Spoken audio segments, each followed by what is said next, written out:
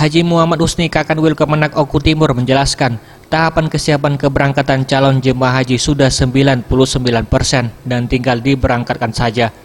Sementara itu terkait pemberangkatan calon jemaah haji, Kementerian Agama Oku Timur sudah terjadwal, yakni tanggal 5 Juli 2019 nanti.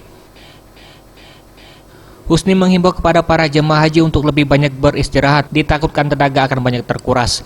Apabila waktu persiapan pemberangkatan dimanfaatkan untuk beristirahat, supaya pada saat pemberangkatan terhindar dari lelah, karena mengingat perjalanan yang cukup jauh.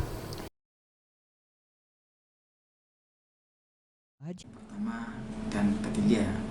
Kloter pertama itu, alhamdulillah, Kabupaten Oku Timur akan dilepas oleh Bapak Bupati tanggal 5. Jadi tanggal 5 habis Isya itu dilepas katanya menurut informasi itu di Pemda Oku Timur, kemudian diterima di embarkasi di asrama haji itu tanggal 6 jam 10 pagi.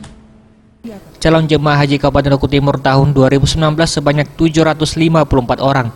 750 orang diantaranya reguler dan 4 orang merupakan pendamping haji. Tim Liputan Sriwijaya TV.